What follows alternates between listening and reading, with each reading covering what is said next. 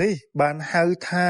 អ្នកស្នេហាវិស័យគុនខ្មែរពិតប្រកបបាទស្រឡាញ់វិស័យគុនខ្មែរចង់លើកស្ទួយគុនខ្មែរពិតតែម្ដងបាទលោកគ្រូអេវូថងគ្រាន់តែដឹងថាបងអឹមស៊ីវថាចិត្តដល់ថ្ងៃសម្ពោធបើក្លឹបគាត់មានចំណងដៃបាទមានជាចំណងដៃជូនទៅអឹមស៊ីវថាជាលក្ខណៈថាសិស្សបាទជូនជាសិស្ស2តែម្ដងបាទជូនសិស្ស2ទៅកាន់អឹមស៊ីវថាអូគាត់មានបំណងថាបើកហើយអញ្ចឹងត្រូវការធនធានអញ្ចឹងភ្លាមមិនទាន់បានរកពីណាបណៃបានទេគឺឲ្យហ្មងបាទឲ្យសិស្ស2ទៅកាន់អឹមស៊ីវថាជាចំណងដៃថ្ងៃបើកក្លឹបបាទទឹកចិត្តលោកគ្រូល្អមែនតើបាទទឹកចិត្តល្អក្នុងនាមជាគេហៅថាអ្នកស្រឡាញ់វិស័យគុនខ្មែរណាអញ្ចឹងជួយគ្នារំលែកគ្នាចែកគ្នាបាទអរគុណលោកគ្រូមែនតើជំនួសបងអឹមស៊ីវថាអរគុណខ្លាំងទេឲ្យពីនេះនោះដាច់ត្រង់ហ្មងដាច់ត្រង់ហ្មងគ្រូឲ្យអីសុំជាតិចគ្រូឲ្យអីនេះមិញឲ្យកីឡាឲ្យកីឡាករណាជូនឲ្យបងធរឲ្យអំពីអូបងធរ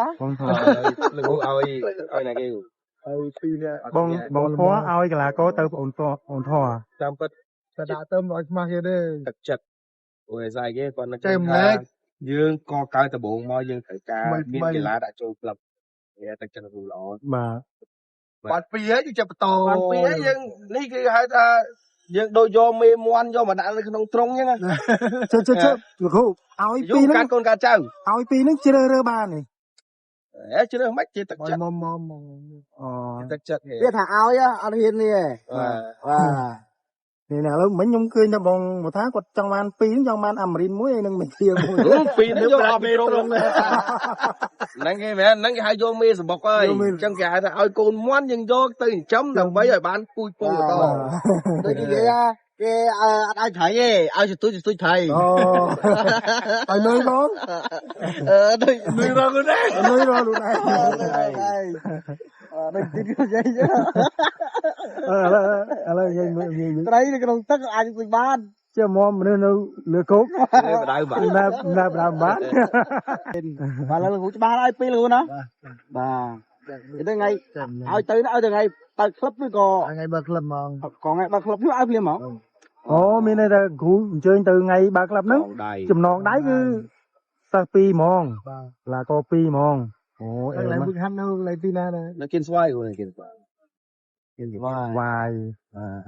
នេះគឺជាចំណងដៃបាទបងគ្រូអេក្នុងថ្ងៃសម្ពោធក្លឹបបាទក្លឹបបដាលបាទឬក៏អត់តមានក្លឹបឲ្យ2ក្លឹបតែឲ្យហាត់នៅក្លឹបហ្នឹងតែដាក់ឈ្មោះនឹងវាយទៅក៏បានដែរឲ្យជួយបង្ហាត់ក៏បានដែរហ្នឹងគេយត់នេះមកគេហៅថាអ្នកស្រឡាញ់បាទពេលដែលឃើញយើងបើកយើងអត់ទាន់មានអីគាត់ជួយនិយាយទៅបានហៅថាស្រឡាញ់ទេបាទបេះដូងគាត់គឺកូនខ្មែរហើយគាត់ឃើញគេលេសាគេមិនទាន់នឹងបើកហងនាំគ្នាថាបើកទៅអីបាទយូរទេគង់បិទដែលហ្នឹងហើយតែគ្រូមិនអញ្ចឹងណាគ្រូគាត់នៅលឺសូថាបើកចង់ឲ្យចង់ព្រួយផ្ដើមឲ្យហ្មងបាទបេះដូងសម្លេចដើម្បីជួយយឹតយងគ្នាថ្ងៃក្រោយមាន2ល្អ3ល្អតែដល់មកហាត់ទៅគុំខ្មែរយើងកាន់តែឡើងទៅទៀតណាកាន់តែក្លឹបច្រើនកាន់តែល្អបាទបដិស្នាថ្មីច្រើនកាន់តែល្អទៀតលោកគាត់ថាជួមុខថេទេឥឡូវជួមុខឥឡូវក៏រៀងទៅណាណីហើយ